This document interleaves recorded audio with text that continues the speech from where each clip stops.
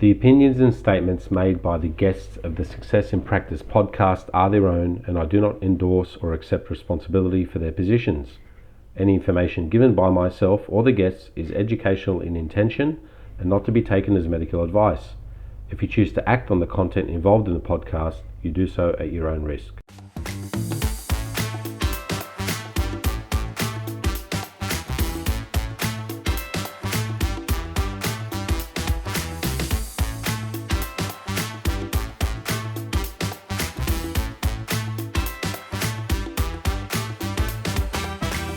Okay, everyone, welcome back to another episode of the Success in Practice podcast. Today, I'm joined by Michael Rizk. Michael is a physiotherapist who graduated from the University of Western Sydney and started in private practice. While doing this, he noticed a lack of support for new grads on private practice specific issues. So he started the Facebook group called I Move You. 3 years in, Michael faced a lack of direction, autonomy, and felt burnt out, so started his own clinics called I Move Physiotherapy.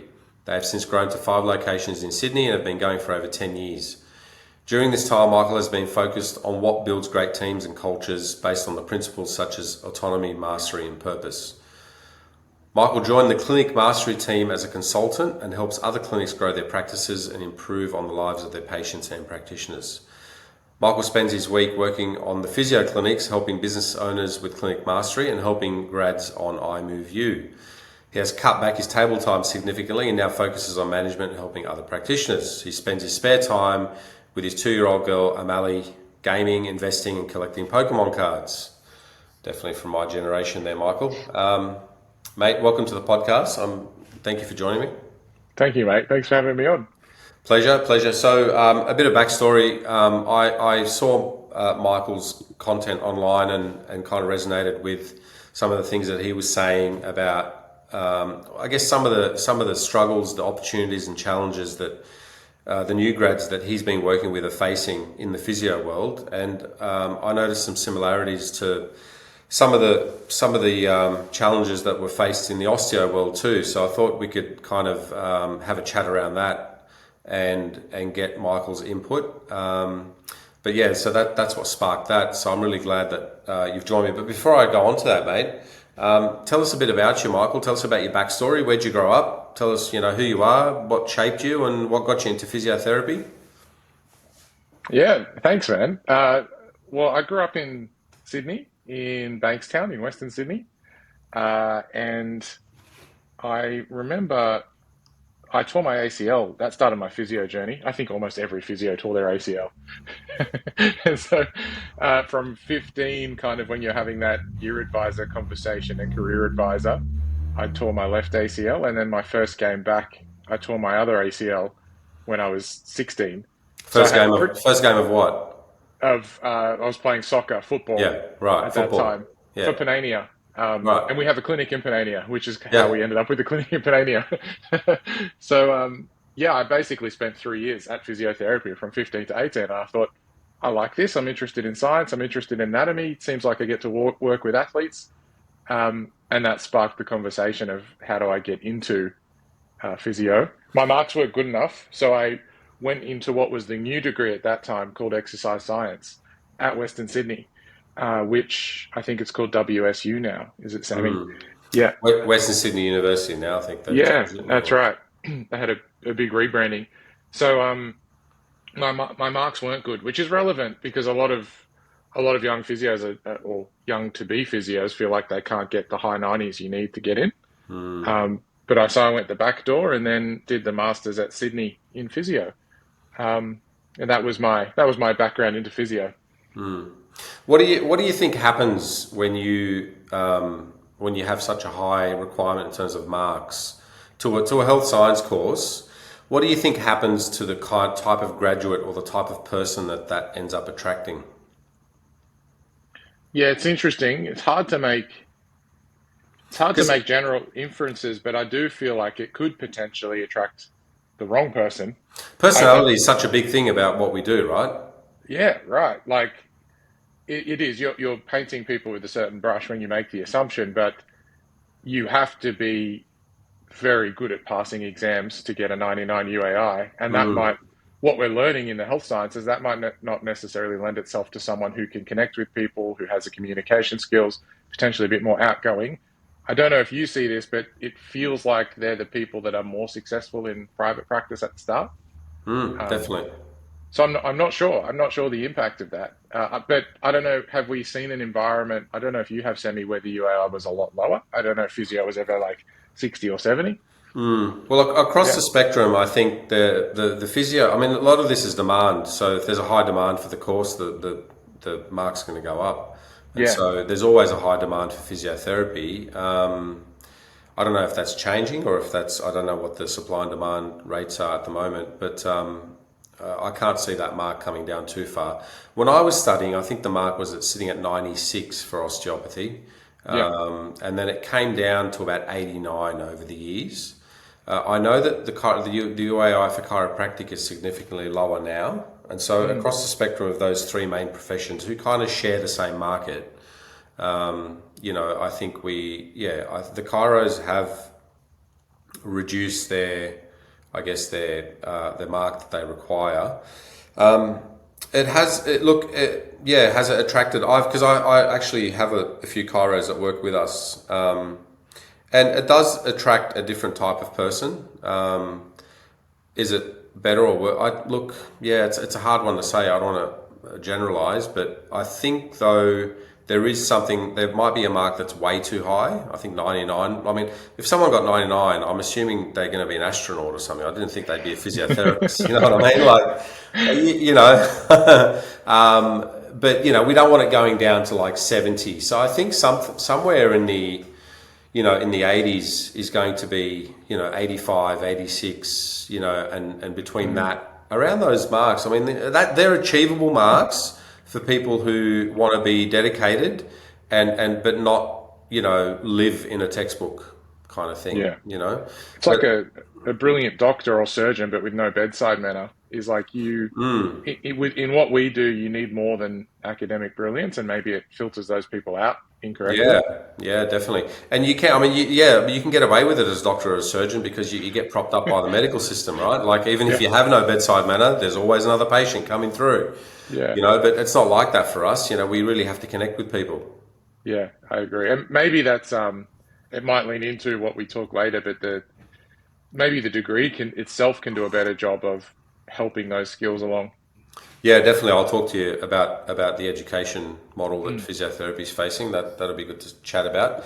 Yeah. So I guess tell me about your time at university. I know you went from exercise science and then to physiotherapy.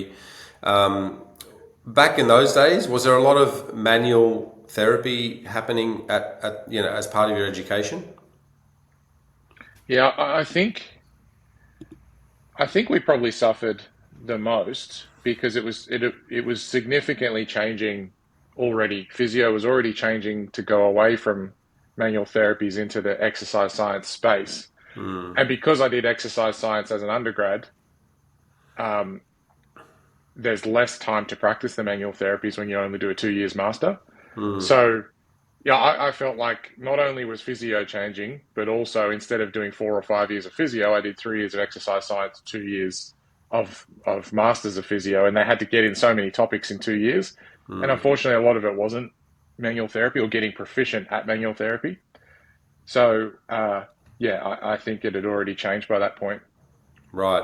And so, how do you think I mean, what's driving this within physiotherapy? What's driving the move away from manual therapy?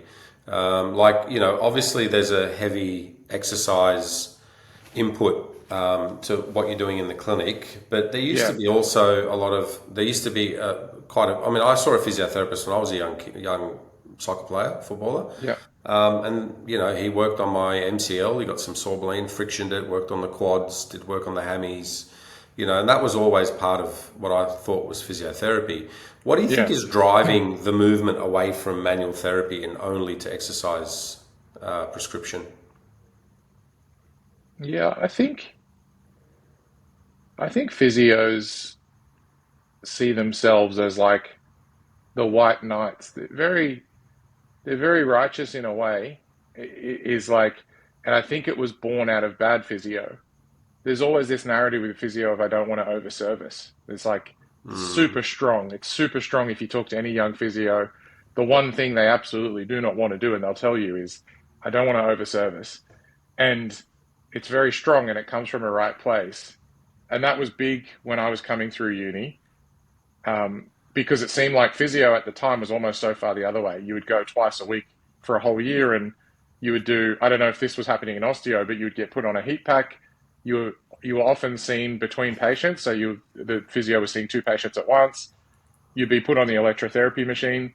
So physio started getting a bad name for itself, which produced a generation of physios like me who pushed the other way. Right. And I'm not saying about other people. This was me. I started a clinic called iMove where we're like, we're going to be called iMove and we're just going to do gym work. So I Right. definitely caught this bug and built a practice off of it. Longer appointments, only see one person at a time, heaps of gym time, and less electrical therapies, and in that was less hands-on. Yeah. So I think it comes from a right place, but I think it's just gone too far. We often talk about the pendulum swinging. And at the same time, I think you had three or four of the biggest influencers who you could ask any physio, do you follow one of these three people? And the answer would be yes. And at the time where social media was booming, the message was that manual therapy is not as good as we thought or only short term. So those two things happened at the same time. And now we are where we are. And has there been a reflection on that, or is that still something that's a very kind of is that a thought that's still prominent within the physio world? I mean, have you reflected on that and said, well, there's probably a space there for manual therapy, or is it like, no, we're happy to just move away and continue on down the path we're going? Because I think if you continue down that path, I don't see much of a difference between what you're doing and what an exercise physiologist is going to be doing. Yeah, that's right. And when I graduated, it was exercise science. Actually, I didn't tell you, but in the third year of my exercise science degree, ESSA wasn't formed yet, but there was whispers of ESSA being created. ESSA is the governing body which led to accredited exercise physiologists, which then meant you could use your health fund on the service, which made it more relevant and more impactful. And they got into bed with the AMA, which was really good. But at that time, my exercise science tutor came to me and said, if you hang in there for 1 or 2 more years, you might be this thing called accredited exercise physiology, or you could just go into physio. In 2 years, you'll be an accredited physio. And everyone knew what a physio was. So heaps of people left exercise science to go to physio because of that, but ESSA's done a wonderful job. I think ESSA and EP has put a squeeze on physios, and and now physios are left in this funny space in the middle where you've got osteos doing great, osteos and chiros doing great manual therapy, and exercise scientists doing great exercise, and we're kind of generic at both, would be the worst version and the worst thing to say. I think the space is reflecting on it, which is good. I think the social media influences are changing. I think there's also been more evidence showing that manual therapy is very powerful and can have just the same impact as exercise, if not better in short term. Manual therapy seems to be winning in the short term, which was just obvious. I feel like we knew that, but we needed the studies to say it. And exercise is still powerful for all the other benefits that come with exercise. So I think the space is reflecting on it, but it's also very divided. There's people who are like, well, why would you do that? Why would you do manual therapy when exercise gets them the result, plus you get all these long-term changes? But that's okay. Yeah, I think okay. it's also okay in one profession to have different people who attack different markets, which I think is happening. Yeah, no, definitely. I mean, I guess the feedback is, more often than not is that, like we'll have patients that come in and they've seen a physiotherapist and like, well, they just gave me exercises. And then the feedback also from the osteo world is that they'll go see a physiotherapist and they'll say, well, they didn't give me any exercises, So there's got to be somewhere where we look at the short-term and long-term benefits for patients. And like I said to you earlier off the recording, I think all professions can learn from each other, but I really believe that it's better to keep them distinct just to give the marketplace a little bit more of an option in terms of what they want to do. I think that's a very healthy thing. As a young practitioner, I mean, we're going to go on to what you're seeing with new grads at the moment, but I want to discuss your particular time as a young practitioner. Who influenced you a lot in, say, practice and business? And what was your experience like as a say, a practitioner working at a clinic with somebody or for somebody? Yeah, I feel like I was really lucky because I was coming through that generation where all those things were happening. Um, and my two mentors were a husband and wife in a small clinic, and they were, I would say, old school physios, but just great physios. They believed in exercise, but they had the really great core tenets of manual therapy. They could teach you Maitland, Mulligan, McKenzie techniques. They knew how to do manipulations, and wonderful manual therapy. So I didn't realize at the time, but that I was really blessed to have those two as a mentor because of what was to come in the next 10 years of physio. I think if I didn't have that with what all the changes that were happening, I would be just like the physios you described, where they just gave me exercises, right? And then the patients go and Mm. see someone else.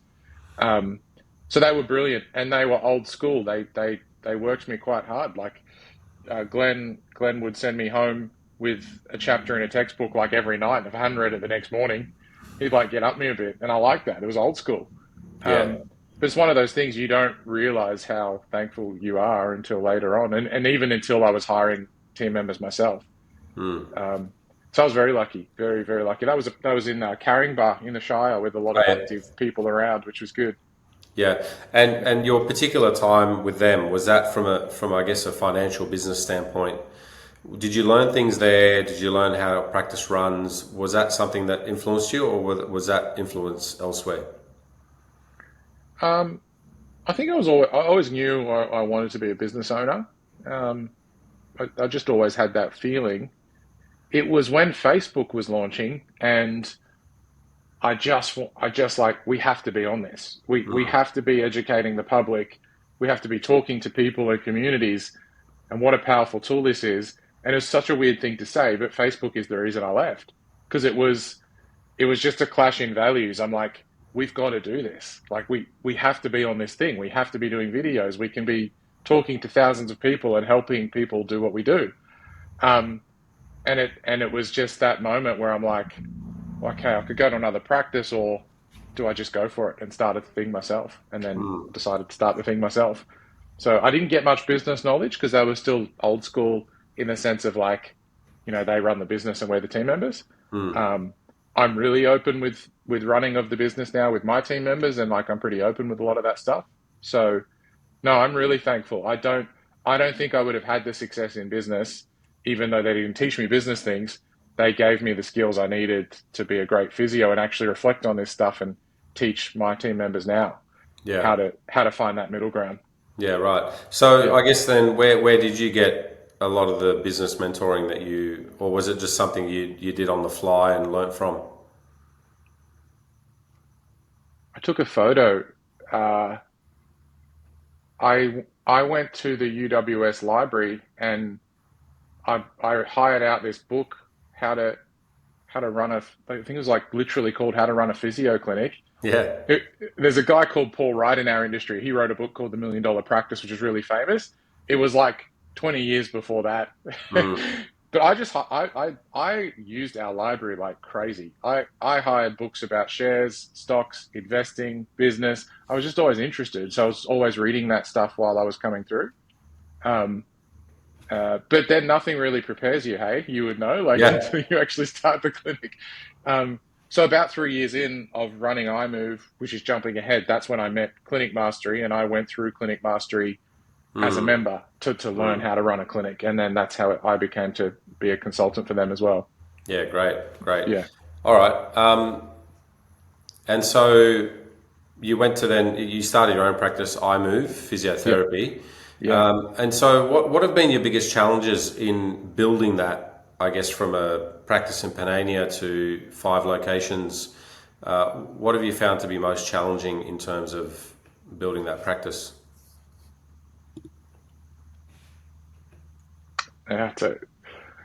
That's a good question. Hey, everything. It's hard. And even if you know the theory, like your first employee, that's so Mm. scary. You don't really know what to do and how much to share with them and what not to share with them. We started as a pseudo percentage model. We Yeah. started as percentage. We're just going to pay you a percentage, and like go home if you don't have patients. And we only found out a few years in that that was called sham contracting. You're not allowed to do it. So then by that time, we found out that that was technically illegal. We had 4 team members and we had to change the whole pay model. And 2 Yeah. people left because we changed the pay model on them. And then financial management, I wasn't really strong at financial management, and things that caught us by surprise was like having your leave aside, having your tax put aside. So Mm. you always think you're going better than you are in business, and then you get an IAS and a BAS and a company tax bill all at once. And then leading people, I think you get better at leading people, but that just takes 10 years. You just need 10 years of leading people to start to recognize patterns. I've read a lot of books like Brené Brown and Simon Sinek, but until you meet people in certain situations, you don't get good practice at it. Mm. Um, I feel like as a leader, I'm only coming into my own now because of the practice and the runs on the board. Yeah. Um, so there's just challenges at every step, isn't there? Like Yeah, there it's just, is. How do you find, I guess, talking about leading people, I mean, your table time has been reduced significantly as you focus more on the clinics and I guess yeah. your mentoring side of things. Do you find it difficult to lead clinicians when they don't see you practicing? Like, is that something that's been a bit of a challenge? Like when they come to you with cases and things of that nature, are you still able to offer some help, or do you have people within your business that can step into that role and kind of fill that void? Yeah, both. I reduced my practicing very early in the journey. Mm. I think I was only 3 years into running the clinic where I cut my hours to half, like doing 3 shifts a week. But that was still nice. You could still be in the clinic. You could still Mm. represent the values that you wanted to do. I think that's a really nice balance. The clinic owners I coach now, I still think the most successful are still in their clinic a couple days a week because I know it's like sexy to say you don't have to consult anymore, but I do think there's real good power and leadership in still being in your clinic. Um, the real challenge came for me. I met my wife at the Clinic Mastery Summit, and she was in Melbourne, and one of us had to move. Yeah, right. Um, because I was already consulting less, I decided to move to Melbourne. So that was a real challenge of how am I running these clinics in Sydney from Melbourne. But I sought advice on that, and the best advice I sought was, are you providing your team with everything they need? Mm. Um, if the answer to that is yes, you don't even have to be in the building or the state of the country. Um, so some team members won't like that. They'll feel like you need to be there. But also other team members, if they're doing their 2 courses a year, we've got a great CPD program. We have half an hour a week of hands-on. We have an hour a week of an all-in CPD. We have heaps of subscriptions. We have a CPD calendar with guest presenters. And then eventually we've got a clinical lead who also does an extra half an hour call a fortnight with the team members talking cases. And every team member still gets to chat to me every month for half an hour. And I fly in once a month. So there is a hell of a lot of touch points and support. Um, and it took a while to build up to that. And some team members are like, I don't want that much support. Some Yeah. team members, I'm sure, would still prefer if I was in the building. So we've probably attracted a more autonomous type of team member Mm. with that, because that's what our business is now.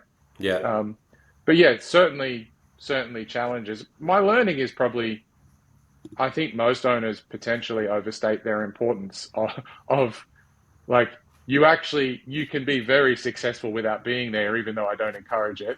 But I come back to that question of like, are you providing what your team needs? That's the most important thing.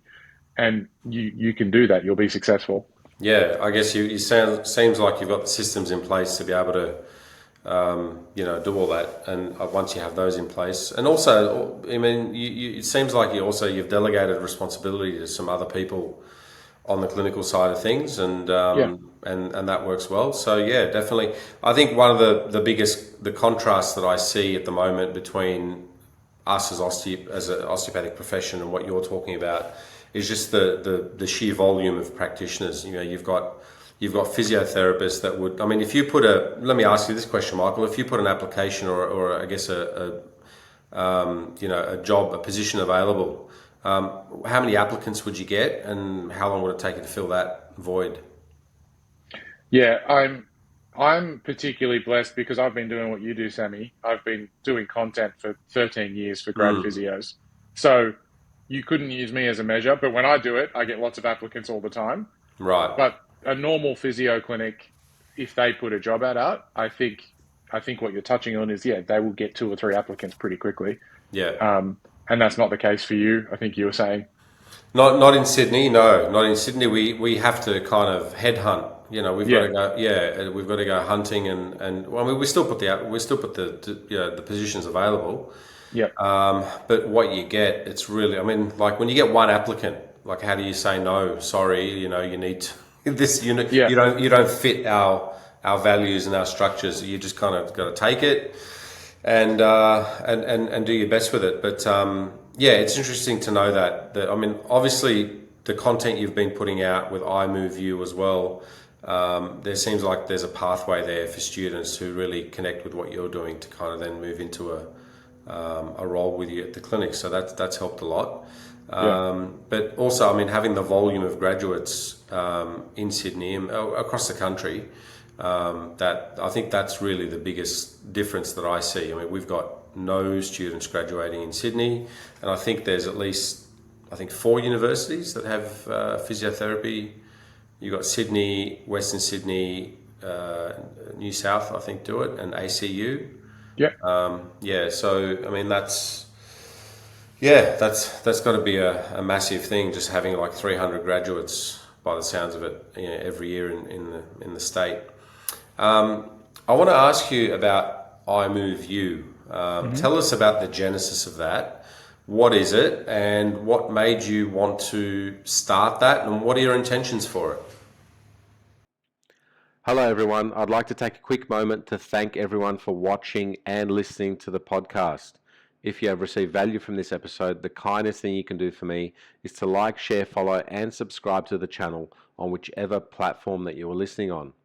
If any of the conversations have resonated with you and you feel that I can help elevate your practice, you can find me at successinpractice.net.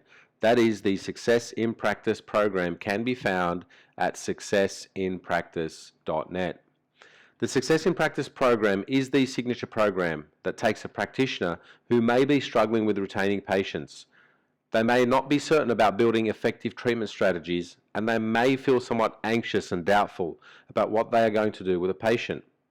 And they are not really accelerating in the real world of private practice. It takes this practitioner and it turns their careers right around to the point where the patients have an effective diagnosis and a real treatment plan that they can take home. Patients are happy to book in multiple sessions with you, and they are confident about your abilities. And more importantly, you now have direction and are confident about your own abilities. The program streamlines how you operate as a practitioner. Guys, you should have been taught this at university, but you weren't. You may have been practicing for the last few years thinking there has to be a better way. There has to be a more effective way of engaging with patients and getting them results. Well, there is. And this is what the program delivers.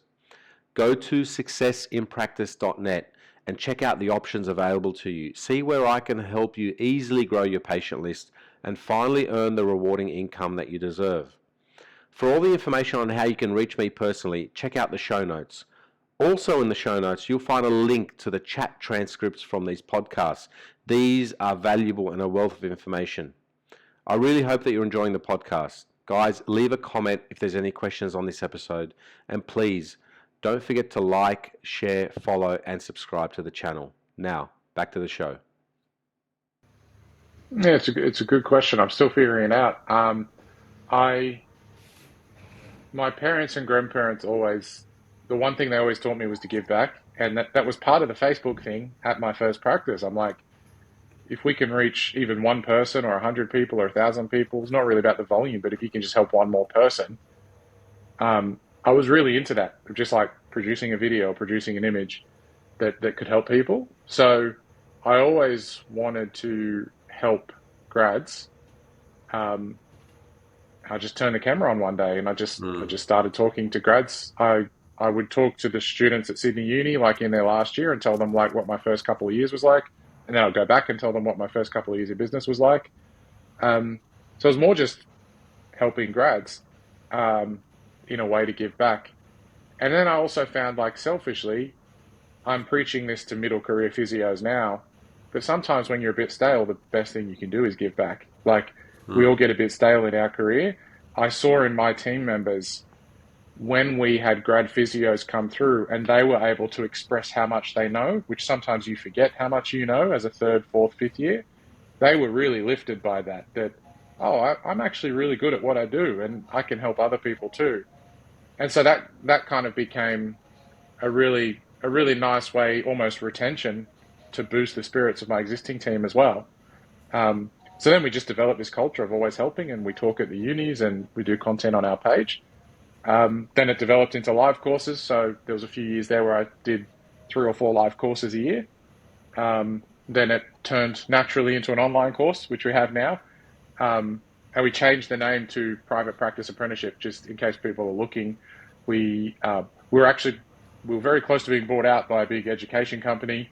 Went through all this legal stuff, had to unwind it all, so we had to change our name from iMoveU to Private Practice Apprenticeship, which is a mouthful. I preferred iMoveU because of the branding element with iMove Physio as well. But that's how it started, and the intentions for it. I don't think I'll change too much. I'm actually trying to figure out how I can weave my current team members into it. Like potentially they can be part of it and create it for the next 20 or 30 years as well. So that's probably Yeah. front of mind now. And so, what are you seeing, mate, with iMoveU and I guess a lot of the mentorship things that you're doing? Tell me about create an avatar for me of a physiotherapy new graduate. And I know I'm asking you to generalize, but I Yeah. mean, you've listened to some of their concerns and some of their grievances and some of the things they love and some of the things they don't like. Create an avatar for me of a typical physiotherapy graduate, whether they're 1 or 2 years into practice. What do they look like? They're willing. They're really good. Like awesome people. I think they're wonderful graduates and they genuinely want to change the world and help people with their health. So all their values are in the right place. Um, I think that they struggle with private practice because they don't really know how to pace their consults or their rehab. They're still scared of over-servicing, so by nature they underservice and they'll see people 2 or 3 times or they'll space them out too far and then the person just cancels. They're definitely concerned financially for themselves and their patients. So they're not sure if if this is going to be a sustainable income for them compared to their HECS debt and buying a property in Sydney, um, or that they're not going to be able to see the volume of patients to make it worth it for them, which is another concern. Burnout's a concern.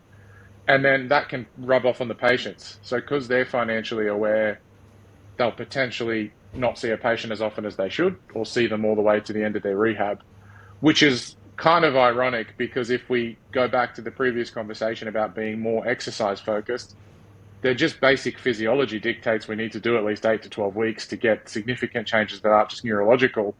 So even if you hold that belief and bias, what I challenge my new grads on is if that's your sole belief and bias, then you still need to see someone for 8 to 12 weeks. And we know they're not going to do their stuff at home. We just know that. Every paper on exercise compliance shows people don't do it at home. And then if you've got this beautiful thing called manual therapy, you may as well be doing that while you see them.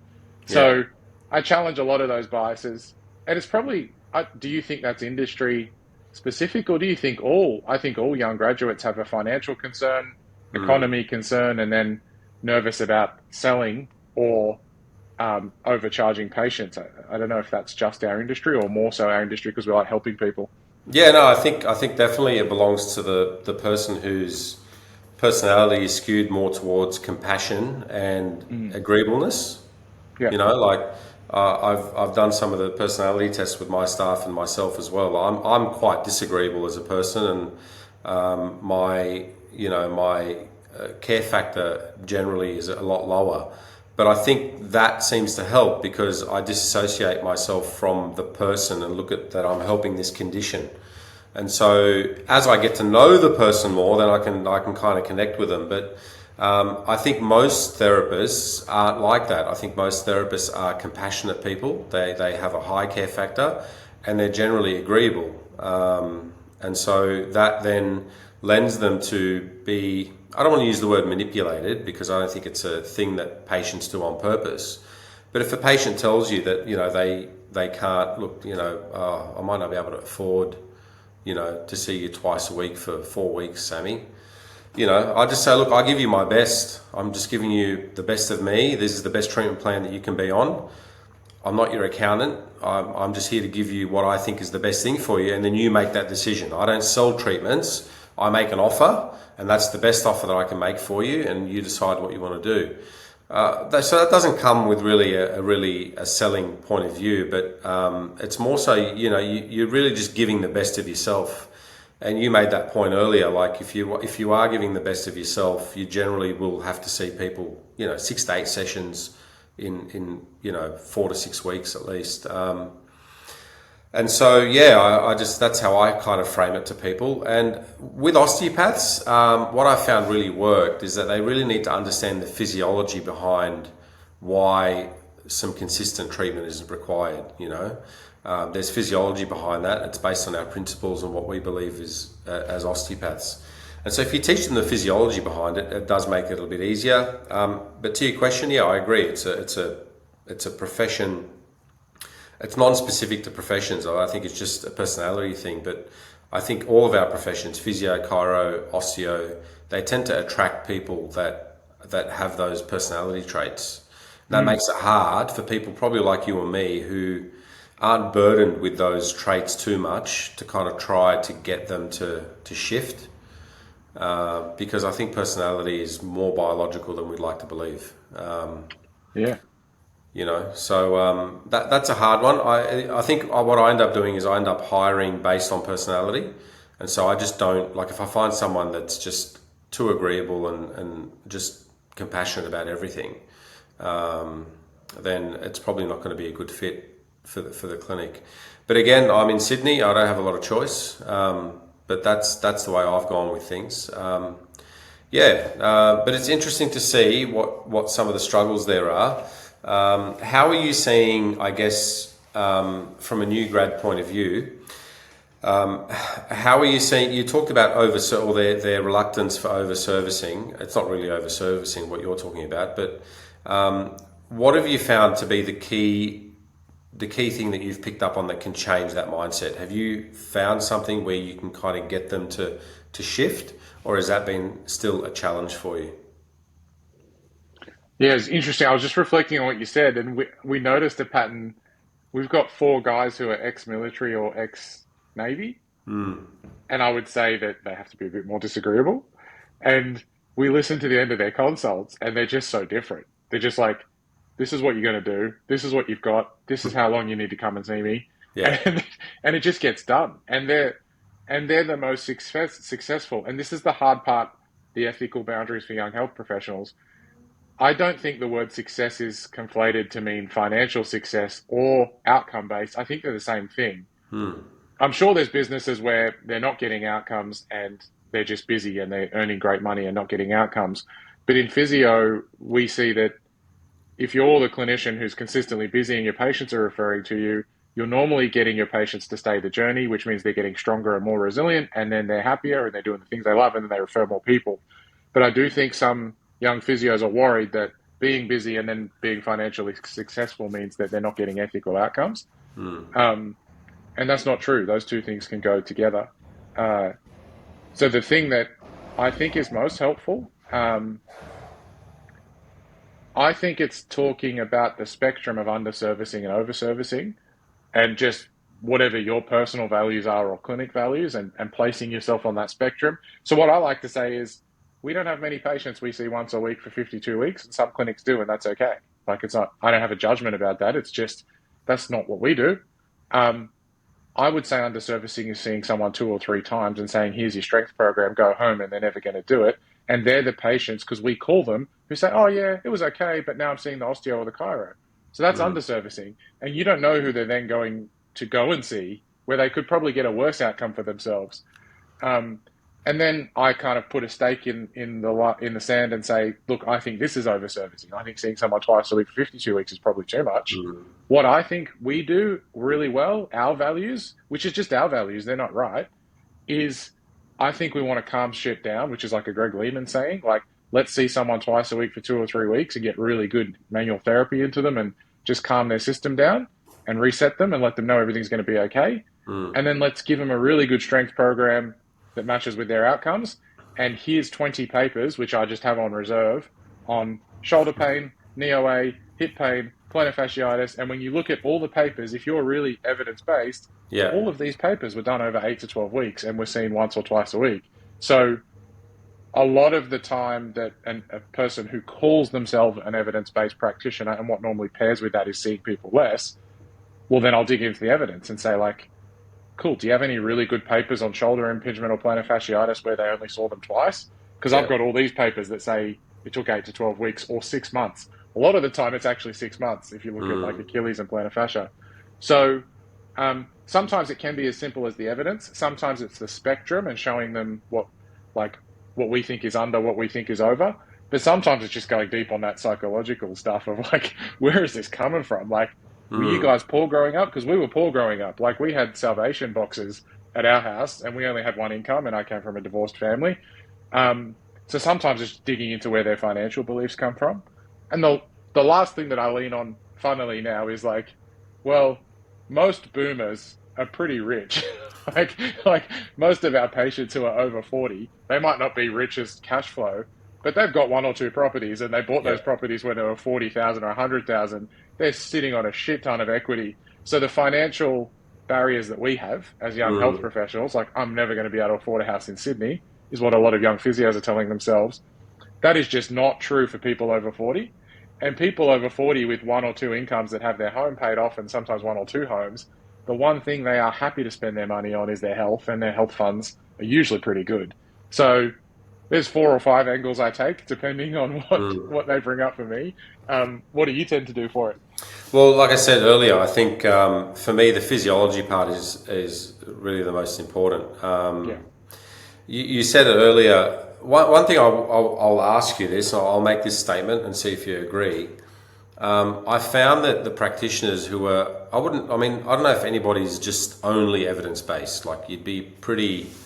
I mean, you might see that in physiotherapy. I don't know, but I've met practitioners who are very heavily skewed to evidence-based practice, and what that means to me is that if there's no evidence, I'm not doing it.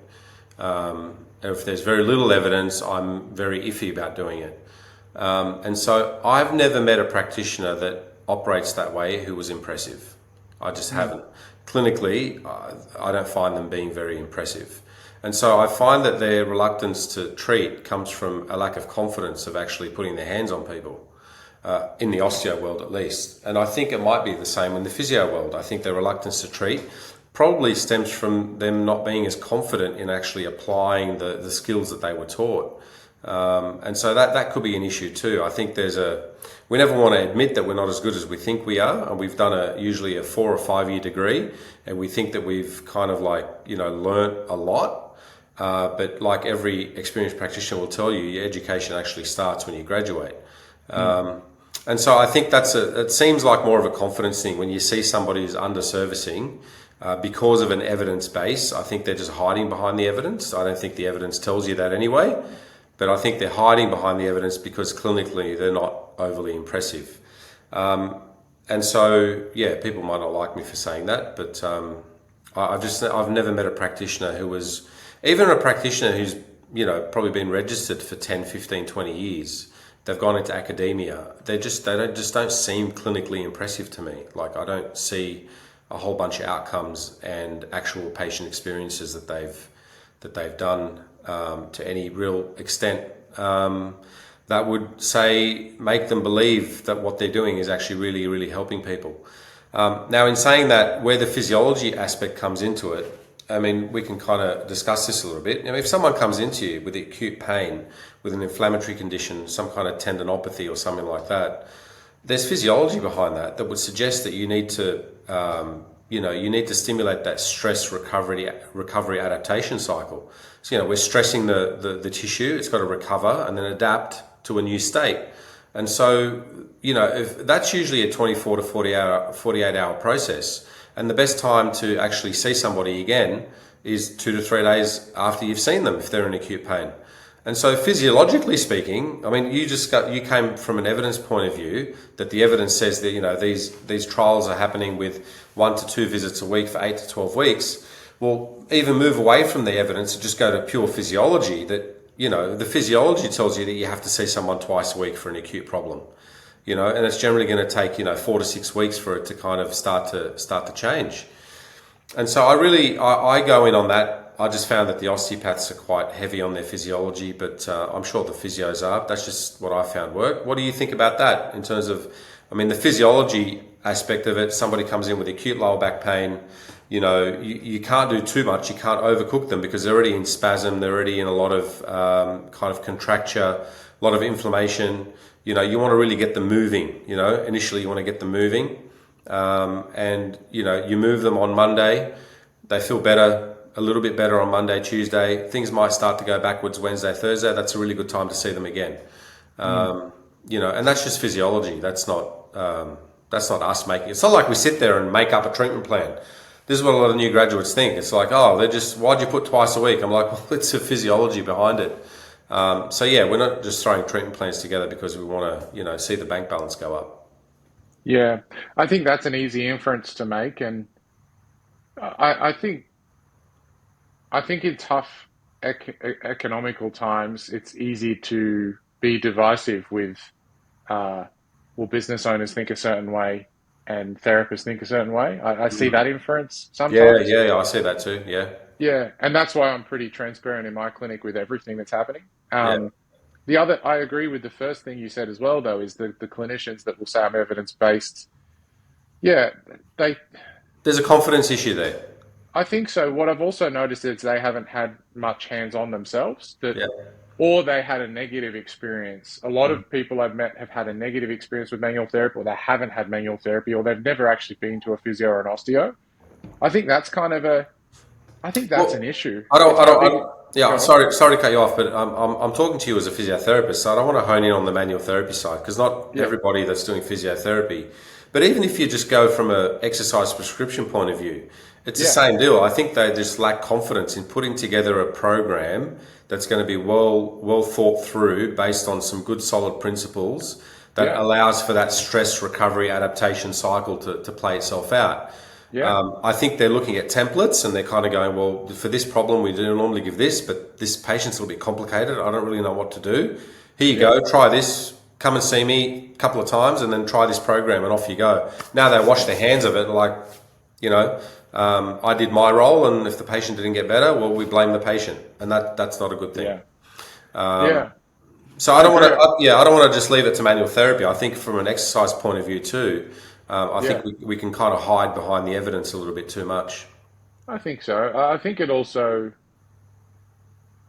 think it disregards a lot of the human side of what we do and the psychology side of what we do, um, because there is real power in just being with another human, seeing and sitting down Mm, with another human, being touched by another human. And there was a paper from JOSPT mm, the other week which said people are happy to pay, even if they know the outcomes are very, very small. And that it was a study in physiotherapy which said even if you knew you were only going to get a 10% change, would you still come to be seen? And the outcome was yes. yeah, So there's something in that that's safety, anxiety reducing, the psychology of being human. So you've got all these things that you're describing. You've got the manual therapy, yes, but you've got the physiology of exercise, yes, and then you've got the human side of it, which is yeah, like people just need help, and we know people don't do their stuff at home as yeah. well. So And they're yeah, happy with 10%. They're actually they happy are. with 10%. Like Yeah, it seems like we're kind of trying to, we're trying to hit the home run with every treatment that we do. It's like yeah. if you tell It's a low someone who, bar. well, if you tell somebody who's in a lot of pain, Yeah, I can reduce it by 10%. They'll go, yeah, yeah, like, of course, like it just take the edge off the pain so I can get about my life. yeah, And so if you yeah, do 10% today and then 10% in 3 or 4 days and then another 10%, well, you build on that and off you go. yeah. Definitely, I'd agree with that. Okay, well, I guess the next question I have for you is, what's your main message to the more experienced clinicians, I guess, to the business owners who want to be leaders and mentors? How do they navigate, I guess, the anxiety of the new graduate, and also how do they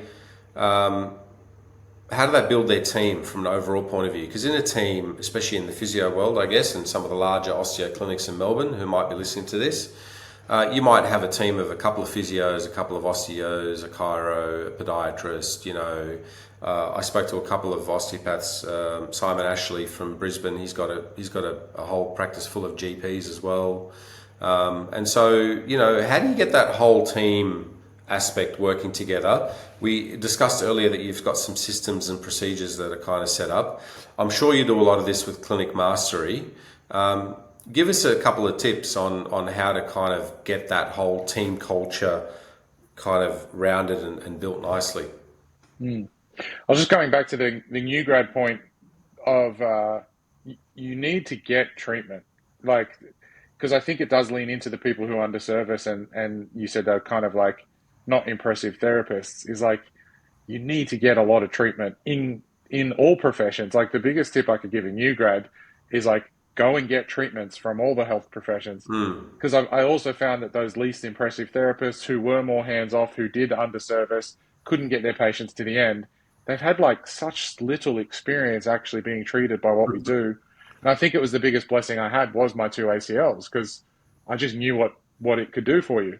Yeah. So that's the early career tip. The middle career and owners, I think it's cheesy, and I don't think it's the one way, but this is my way. I think you can run a really successful business without any values and without communicating and without having a vision and a mission. And you don't have to share any of the stuff that's happening behind the scenes. Like I coach clinics like that. They're more profitable than mine. But for me, the way I always went was over communicating the vision and the mission. We meet with our team every single week and go over the changes in the clinic. We have thirdlies. We have a retreat every year where we take our team away. We get so much feedback from our team on where they want to go with it. And we present our vision as owners for sure, but it's mostly molded by the team. Like this is our general direction, but what's your input? What can we do better? If you had a magic wand, like what would you do here? I think really surrendering to that process has made it more fun. And I think it's been the secret to our retention. Like we've got 5 people about to hit long service leave who are only 12 years old. That's crazy in today's physio landscape. But also social media has played a big role for us, because I've been on social media for 12 or 13 years, always articulating my vision, my mission, my values. So you just naturally start to attract that type of person as well. But conversely, you could take the opposite person to me who's really highly leveraged and talks about profit and wants to see heaps of patients and earn really good money. If that's what you spoke about, you'll attract those therapists too, that don't want the fluffy stuff. I just want to come to a place of work and smash out 100 patients and earn 200K. That's a reality for some therapists as well. So maybe all of that, maybe it's coming back to me. I've always articulated my vision across all social platforms and in my business, and then that attracts the right person and it gets the right people on the bus and off the bus. We probably over communicate, and I reckon we have team members that are like, we don't need another meeting, but it's the way we've wanted to do it. So I don't know if that helps. I don't know if you run it like that. Like, are you talking a lot about how you want to treat, where you want to be in the community, what's changing around the clinic? My values are more surrounding treatment. Like I don't like to get involved with what my practitioners do too much. Like I'm not kind of walking into the room but I mean, the osteopathic principles that we kind of treat by, I'd like for people to kind of share those values from a treatment point of view. But I'm not. I'm probably the other way. I'm like, well, that's partly also because we're still on the rental model. We're still on it's not a contract model. I wouldn't say that. We're still on a room rental model. And so that's just the Sydney kind of the Sydney scene at the moment. I know there's a lot of Melbourne clinics who have moved to an employment model, which is great because they've got the volume for that. And there's a lot more team building going on there, and kind of mission statements and visions and things like that. And people can kind of buy into that, and that will help. But for me, when you kind of have that more, I don't have as much control when somebody's renting a room. They don't have to wear a uniform. They can come in and go as they please. They want to cancel out an afternoon, they can.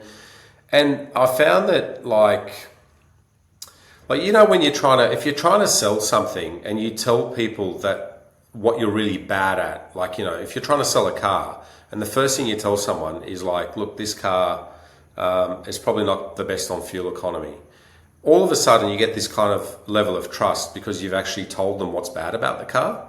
Mm-hmm. And it's kind of like the same thing. I kind of use a similar thing where I'll tell people that, you know, look, this is the what we're doing here, but this is probably the worst thing about it. Like, you know, what you're going to find. These are the bad things about being a part of this, you know, this clinic. And I find that then puts them at ease because, okay, I know the worst thing that's going to happen. Now let's try and kind of have a look at the best thing. So I lean into that a little bit. And yeah, so the scene's a bit different here. Like I said, because we can't control a lot of things, I let them do what they need to do. Like if someone needs an afternoon off, they take an afternoon off. If someone needs to, you know, spend time with their kids on a Saturday morning to go and, you know, watch them play soccer, I want them to go and play soccer. Like I don't, you know, like, so I let them do the things that are probably an employment model practitioner or a clinician will have a bit more control over. And that's probably not great for business, but it kind of makes people at ease so they can kind of like not get anxious about having to be there all the time. So that's the way I've dealt with that. But I think that's the only way we can deal with that. Like if someone comes to say to you, I want to go to Europe in the summer, you know, that's a big one, you know, with new graduates, you know, I want to go to Europe in June, July. I was like, yeah, knock yourself out. You know, I mean, on the flip side, you're going to struggle with patience when you get back. You know, you're going to have to build that book back up. So I tell them the bad stuff. But yeah, like knock yourself out. Just put it in the book that you're leaving and you know, have fun. Yeah. And so I come from that point of view. But, you know, if I had a clinic where I had graduates that were available to me and I had employment contracts in place, those contracts need to be adhered to. And on the other hand, my obligations as a practice owner in terms of mentorship and providing leadership and all those things that come with it also need to be adhered to. So it's a different model. I just lean into it from that end in terms of like, hey, you do what you like, just as long as you treat based on, as long as we have kind of similar treatment principles. I don't get involved with what you do. And then, you know, you want to take a break, you want to take a holiday, you want to take an afternoon off, you know, knock yourself out. Yeah, I think because you said what would be the tip for leaders or owners, I think what it sounds like is you articulate your model and your pathway really well. And I think that's a key to success that a lot of owners can't articulate. Maybe they don't have a model or a pathway, or they do, but they don't know how to articulate it. So, and I love what you said. I saw an Alex Hormozi video the other day. Exactly what you said is like, if you start with the negative, this is going to be really hard. Yeah. But if you survive your first 3 years, this is what's going to happen. And that's really amazing. And then it makes the hard things seem quite small. Yeah. So yeah, like I love that. You're very aware of your model. You can say the positives and the negatives, and you can map out a vision and a future. I think that's a key for any business for retention. And retention is probably the number one factor of a successful business, especially if you're getting new team members is low. We do that really well. We say, look, the first goal is to get out in the community. You'll be doing 1 or 2 talks a week in the community. That's what's hard about our clinic, and it's not normal. But what that's going to do is you're going to see more of the patients you like to see. Do you like seeing shoulders? Do you like seeing gym goers or runners? We're going to put you in front of them. What's going to happen is after the second or third year, you'll get to about 50 or 60 patients a week. And once you show us that you can do that, you're going to come down to a 4-day work week. Once you're down on a 4-day work week, seeing 50 or 60 patients, you're probably going to be earning 120 to 130K, which would put you in the top 5% of physios in Australia. So like, because I've said that so many times, it's really natural. And I can say the negatives and the positives. I can frame it as where they'll be in the physio landscape. I can show them that they'll get in front of their ideal client. And then the last element is their CPD. If you can say, we have a world-class CPD program, the next 12 months is planned. We've got 3 guest presenters. The 3 best physios in Australia are coming to talk at our clinic. You're ticking off all the elements of everything a team member would want. It's like, well, I want a pathway. I want to know what I can earn. I want to know how efficient I can be. I want to know, is this person going to micromanage me or leave me alone? And if I've got that free time, like you said, And am I going to develop? So if there's owners or leaders listening, I think if you don't have a really clear structure for that and you can't articulate that in an interview, and then you could go on social media and articulate that every single day, you're going to start attracting those people as well. So you probably touched on something that is a secret for you. Yeah, definitely. Mm. I want to move on to get your thoughts on, I guess, the landscape of physiotherapy as you see it at the moment. But before I do that, I want to ask you about education and what you're seeing in physiotherapy education in the universities.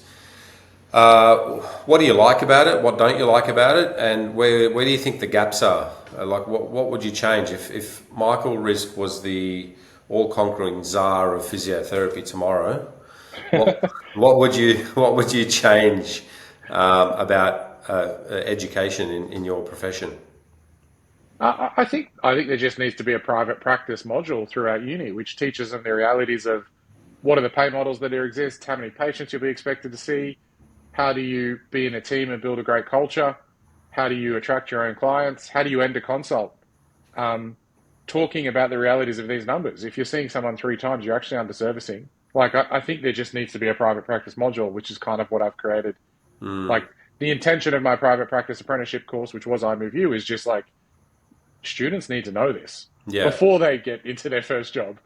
Um, that would be one. And then for physio specifically, we need to get back to the manual therapies. They're just coming out completely undercooked. right. Um, they're often doing 1 or 2 modules, which is if a module's a semester and you go once a week for that Mm, module, they're doing once a week for 12 weeks and they have to cover every body part. yeah. It probably means they're only doing like an hour or two per body part. Mm, Like that's not, you're not ready to touch someone. Um, and then the flow on effect for that is the practical element. So the practical element of university has changed immensely. I think it's only 20 weeks of practical, and I think it's 3 lots of 5 weeks aren't even private practice MSK for physio. You have to go and learn your neuro, your cardiopulmonary, your hospital, and then your private practice. So many private practice physio owners have said there should be a 5th year, which is if you're a private practice clinician, you do a full year on private practice and manual right. therapies and you get a placement. Or same, if you want to go work in hospitals, there should be a year of placement in a hospital. Because right now you're doing 5 weeks of each and you're coming out undercooked in all of them. Um, that would fix the degree. More hands-on, a private practice unit, and a 5th year So specialty. are you suggesting more of an internship model, depending on what they want to do? There has to be. There has to. Yeah. If you want to be the absolute best osteo or physiotherapist when you hit the ground, you should give up your own time because the unis aren't going to do it for you. Just go to your local clinics 2 nights a week, even if it's only 3 hours. Like also Mm, a clinic doesn't want you hanging around all day. Just say, hey, I'm going to graduate soon. Can I spend 2 or 3 hours with you guys in an afternoon to see what you do? If you did that in your last year of uni, you will be in the top 1% of your osteo, your chiro, physio, yeah. because we're Agreed. just completely undercooked. So that's been my biggest advice for new grads is you've Yeah. got to go get treated and you've got to go get in a clinic because the uni's not going to do it for you. Yeah. The reality is for physiotherapists, though, is that they're not getting that, I guess, the hands-on manual work that you feel that they should get. How do you, in your particular practices, upskill the people? I mean, when you're getting the graduates, they've come to see you. You go, look, great personality, going to be a good fit in the clinic, but I need to upskill them. How do you go about doing that? Is it an Yeah. internal thing, or do you get people who are skilled at manual therapy to come and teach? Yeah, it's changed immensely for me, Sam. Sammy, 3 years ago, I was still in my clinic, and I could do an absolute bucket ton in the first 6 months of hands-on, and the Mm, stuff that my original mentors taught me. I soon realized that with me being away, we've kind of transitioned to only hiring experienced therapists who have had that background. So I kind of don't do that anymore because I know I can't put in the time or the hours. yeah. But even for our experienced therapists, we ask them to do 2 live courses a year in the manual therapies, and we get experts in. We get James Schonbrook in, who's a titled physio in Australia, and he has a manual therapy only course. Mm, So we ask them to do 2 live courses. We get specialists in. I now only hire experienced therapists with a strong background in that mentoring. But if I was still in my clinic, I'm designing inductions for other clinic owners at the moment the volume that we're finding works is you probably need 2, 3, or 4 hour sessions a week for your first 6 to 12 weeks. Um, that's the amount of input you need to, like, I would say, get at a base level good with your hands. Mm, So, and that's a big ask. If you're an owner, that's a lot. that could be 6 to 8 hours of your week for the first 6 to 12 weeks just to get someone to base level. That's what I'm finding in physio. I don't know if it's similar for you. Hello everyone, just a quick break to give you some information on where to best find me. The first place is the private Facebook group called the Successful Practitioner Pathway. I've set up this private group as a place where practitioners can go and get tips and advice on how to best accelerate their practice and improve their clinical practice skills. The second place to find me is at successinpractice.net. That is where the Success in Practice signature program is housed. You can find more information about me and how I can best help you achieve success in your practice. So, the two best places, the private Facebook group, the Successful Practitioner Pathway, and successinpractice.net. I will link to both those places in the show notes, so for more information, please see the show notes. Now, enjoy and back to the show. I think there's still a very strong emphasis in their education on the hands-on stuff, Yeah, and osteopathic students tend to go looking and searching for that anyway. yeah, nice. Yeah, so that hasn't been. I don't think it's an issue, but it may well become an issue because the universities aren't helping. I mean, like I said, I've got the Success in Practice program Hmm. that kind of, and I shouldn't have that. Like, you've got I Move You. Really, I mean, we should be out of business because the universities should be, like you graduated at a quite a competent level. I graduated at a competent level. We're seeing a reduction in that particular competency as the years go by. So obviously some things are coming into the courses and they're taking some things out. I've had some people who are heads of courses on my show, and they tell me, look, Sammy, it's not a conspiracy. It's not like we sit there in a room and try to reduce the level of these courses, but something's going on. Like, I get it. I get it's not a conspiracy, but on the outcome side, we're the clinic owners and we're seeing the produce that's coming out, and it's not great. And it's not only that it's not great, it's like slowly declining. So Hmm. something's going on.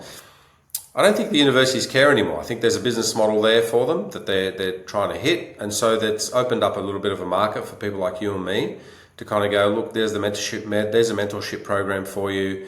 If you do what if you follow the structure that we've outlined, because we've been there and done that, and can show you evidence of us actually becoming successful, I guess, in our manual therapy and then in our clinical work.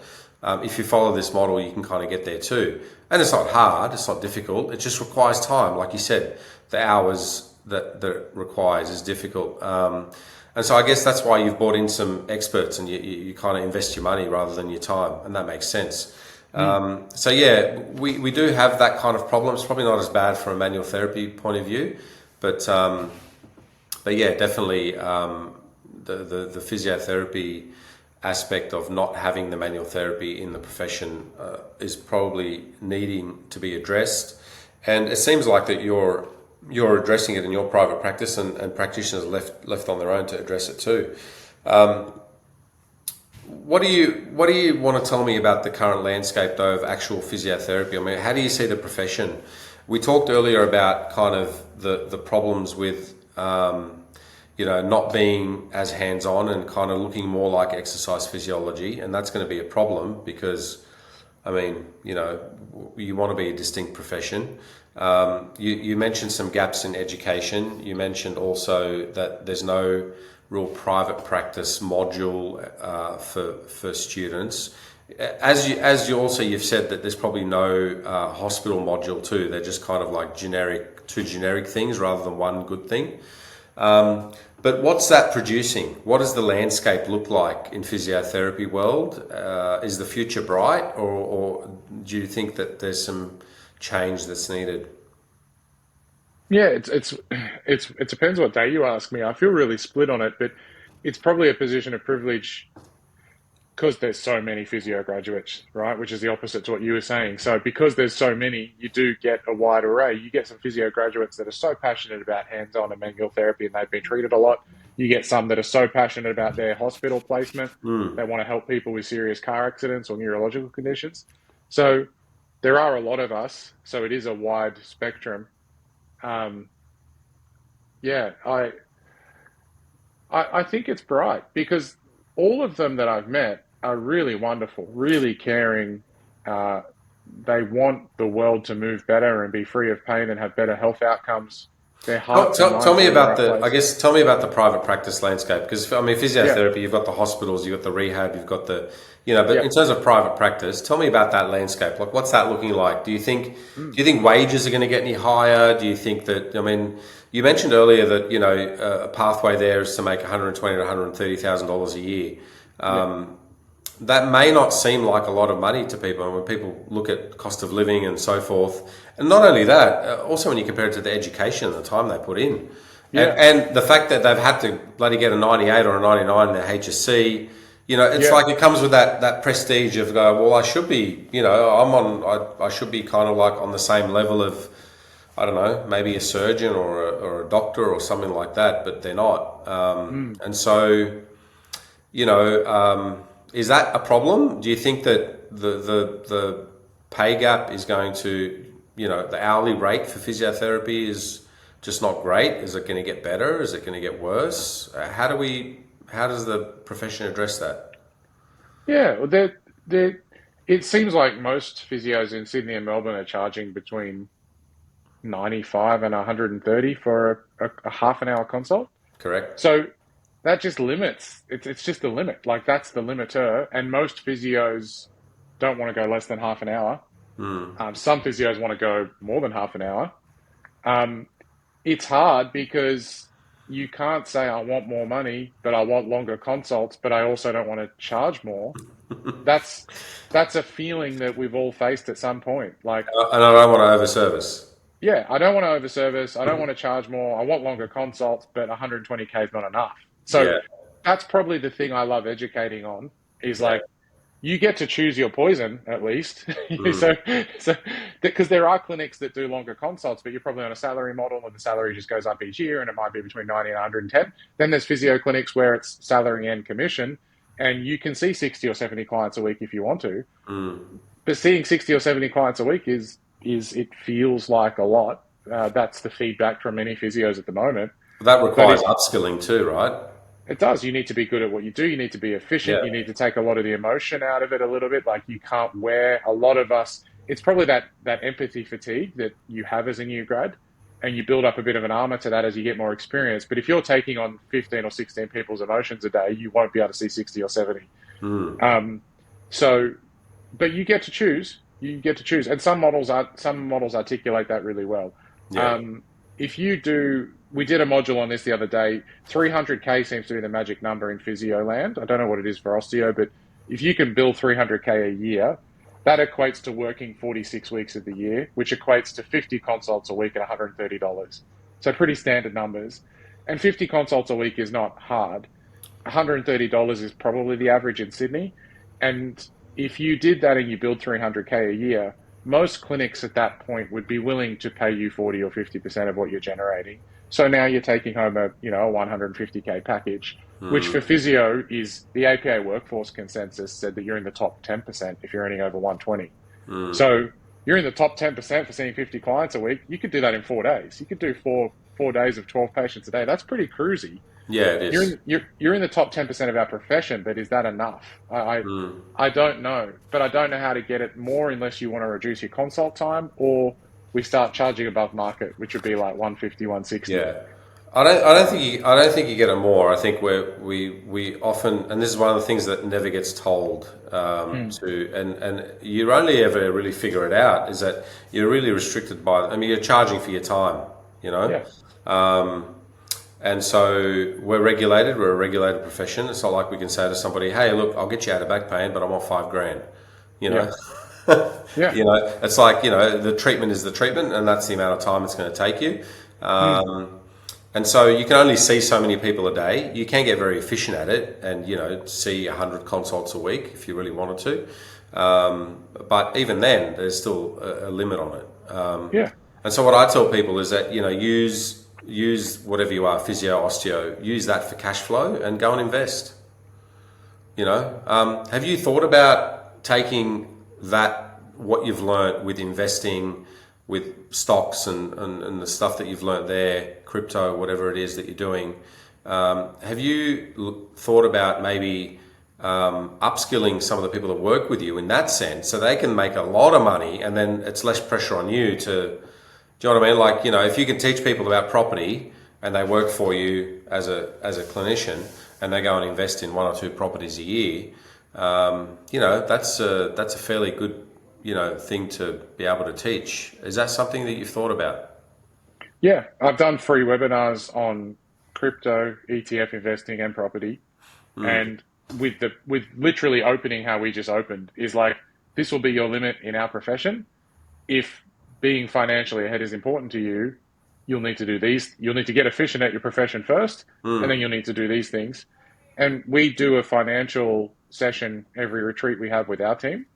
And over the last 3 or 4 years, almost every team member's gone into multiple properties. Yeah. They've never bought their primary home. They've been rent investors because you have to be in Sydney. But they've bought multiple rural properties or properties out of state. And to see 3rd and 5th year physios have 2 or 3 properties. That's great. On a very modest income, like these are people in their 3rd or 4th year with us, probably still only earning 90 to 100K. It shows it can be done. It absolutely can be done. And that blew us away. And then you imagine the impact of that, Semi, when you're a new team member. You're like, what's going on here? These guys have been here for 3 years. They got 2 or 3 properties. They're earning the same amount as me. Like, yeah, I think it would be nice if we could earn more from our profession, but you have to play the cards you dealt with. Like, there are other ways. Yeah, definitely. No, great. It's good to see that you're doing that. And I think that's underdone. I think we've got talented people. I know we've got talented people within the osteo world that kind of do that stuff, and we're definitely going to be talented people in the physio world. So leveraging cash flow is important. I mean, banks love us because of the great cash flow that we have. Patients come in and they pay as they leave. It's not like people owe you. There's no real heavy overdrafts, unless you're doing insurance and so forth. But there's no real heavy overdrafts on the business. So banks love us, and you could leverage that to get into the property game. I guess one final question. Where would you like to see yourself in the next 10 years, Michael? What's the plan, mate? Are you somebody that's happy cruising along, keeping those clinics, or do you have other plans for yourself? Yeah, I'm really happy, mate. We've spent 3 months a year overseas in the last 5 years. That was something we really committed to. And there's not many people that get to do that. So our clinics still go really well when we're overseas. We've got 2 daughters now, one's 3 and one's 1. So we've been able to take them with us. So we're really happy being parents, and the clinics are going well, and we've got leaders in our clinics. We spoke about whether we want more clinics, and the answer that keeps coming up for us is yes, if our team members want to do it with us. And that's been something we've introduced into our pathway. Is like, if you want to open a clinic and you like what we do, we'll open a clinic with you. So aggressive expansion and taking over the world is not on my personal plate, but each clinic we've grown has been stemmed from a team member. Yeah. So I could see the iMove and Running Room brand expanding through our team members, and I don't think I want to change too much. I want to raise some happy, healthy daughters and awesome. Keep going overseas as I can. So yeah, I'm really happy. I'd love to see the profession change a bit with some of the things we've spoken about. So I'm trying to lobby the APA and the unis a lot.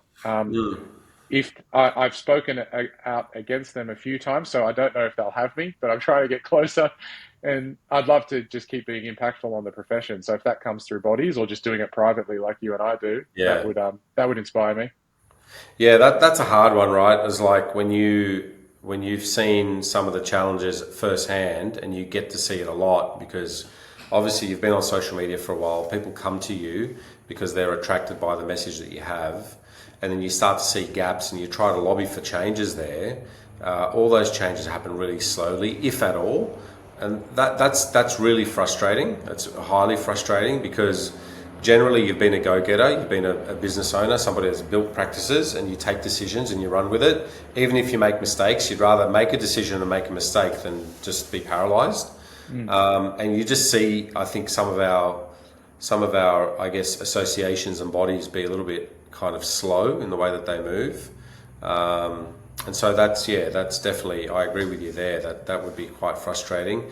But mate, keep going with a good fight. I think, if physiotherapy made the changes that you want to make, they'd be a much better profession just from our point of view. So mate, I want to thank you for being with me tonight. Thanks for taking the time. I'll keep an eye out on your content online, and hopefully we can chat some more. But stay on the line with me, everybody. Thank you for another episode, and I'll see you on the next one.